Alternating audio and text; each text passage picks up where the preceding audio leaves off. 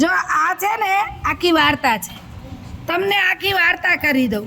અકલ ને નકલ ન હોય, ક્યારે કોઈની નકલ ન કરે, આપણી પોતાની અકલ બુદ્ધિ વાપરવી જોઈએ. જો વાર્તા બહુ સરસ છે. એક વેપારી ટોપીઓ લઈને જાય છે, પછી પાછળ જુઓ આ વેપારી ક્યાં કર રહા હૈ, તો વેપારી ટોપીઓ લઈને જાય છે.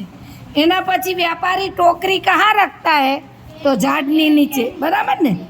पेड़ के ऊपर कौन है, घना બધા વાંદરા બેઠા છે.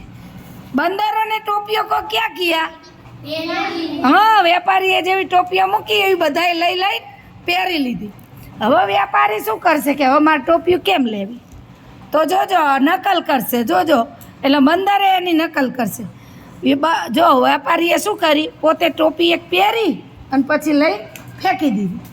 એટલે હવે તમારો આ જવાબ આવશે, બંદરો ने टोपियों को क्यों फेंक दिया, क्योंकि व्यापारी ने फेंक दी, इसलिए बधी टोपियों ફેંકી દીધી. એટલે પછી વેપારી બધી ભેગી કરીને પોતાના ટોપલામાં ભરી લેશે. જુઓ છેલ્લો જવાબ છે, व्यापारी क्या कर रहा है, व्यापारी अपनी टोपियाँ ले रहा है.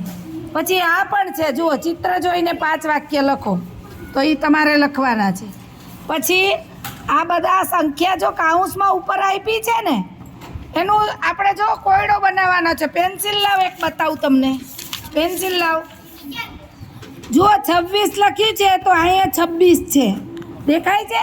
જો આવી રીતે તમારે કરવાનું છે, ગોતીને બધાયના રાઉન્ડ કરવાના.